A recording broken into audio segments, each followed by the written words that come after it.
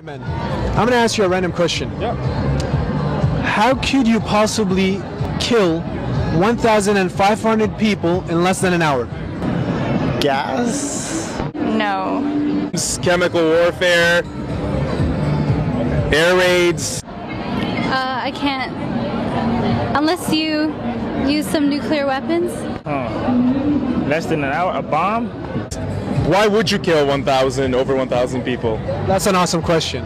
Do you know how Hitler was able to kill so many Jews in such a short amount of time? He used gas chambers. I think they had the chemical back then. Gas chambers.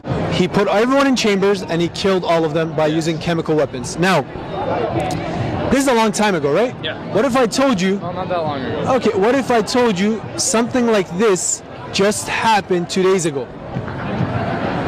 I'd say you're crazy. Huh? You're crazy. I'm crazy. Yeah. But it did. Wow. Where? Like the killing?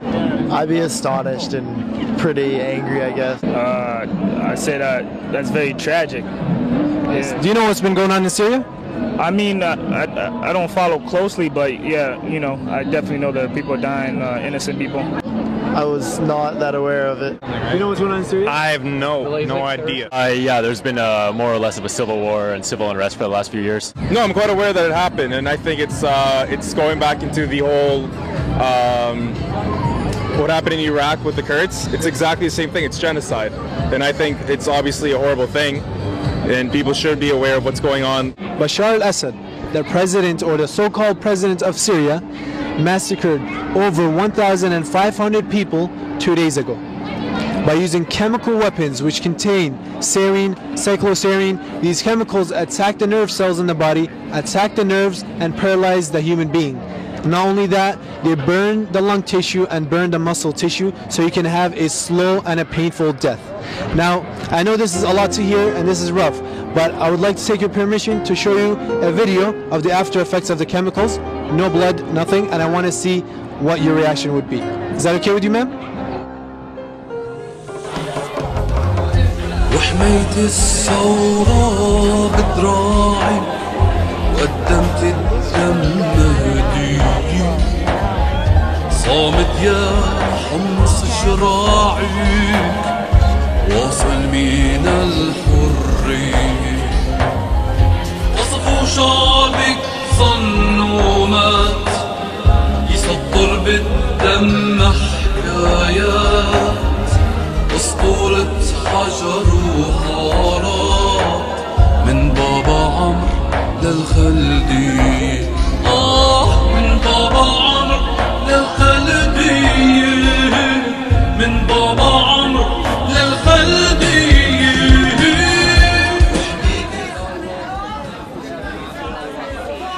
I was just about to walk away because it's just too much.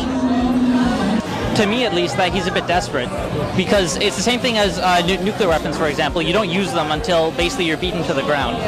I guess it shows that the end may be near, hopefully. He is killing. He's absolutely a monster. He's worse than a Hitler, I can say.